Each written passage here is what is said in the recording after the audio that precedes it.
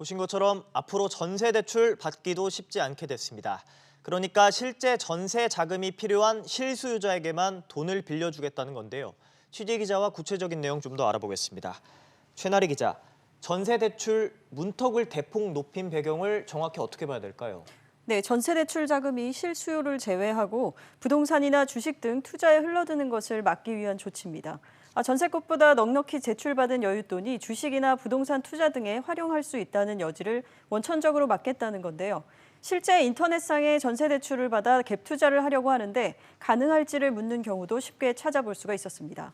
최근 청년층 전세자금 대출 잔액은 88조 원에 육박하는데 이는 지난 6월 기준 전체 대비 절반 이상입니다. 20대만 보면 5배가량 증가했고요. 이런 현상의 요인으로는 급격히 오른 전셋값 부담과 함께 빚을 내 투자하는 이른바 B2가 꼽힙니다.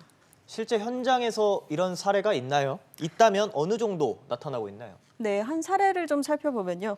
집주인 A씨의 경우 임차인 B씨로부터 전세 자금을 모두 받았고 임차인은 이사까지 마쳤는데요.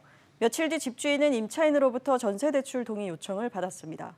동의가 필수적이진 않지만 사실상 협조가 필요한데 집주인은 번거로운 상황을 만들기 싫었지만 전세자가 불만을 가질까 봐 어쩔 수 없이 협조했다는 경우입니다. 규제 전에는 본인 자금으로 미리 보증금을 지불하고 추후에 은행 전세 대출을 신청하는 사례도 있었거든요. 이런 여윳돈 대출이 가계부채 급증세를 부추기는 요인으로 작용을 하는데 실제 현장에서도 비일비재하게 일어나고 있습니다. 그렇군요. 모든 은행으로 확대된다고 하는데 구체적으로 언제부터 규제가 시작되나요? 네, 시중은행 5개는 오늘부터 도입을 했고요. 지방은행이나 인터넷은행, 외국계 은행 등 소매금융을 취급하는 나머지 12개 은행도 늦어도 이달 안에 규제를 도입하기로 했습니다.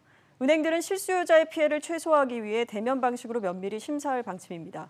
원칙적으로 연말까지 적용이 되지만 전셋값 상승세가 여전하고 전세대출 대기 수요도 많은 만큼 깐깐한 전세대출 심사 규정은 내년까지 유지될 가능성이 높습니다.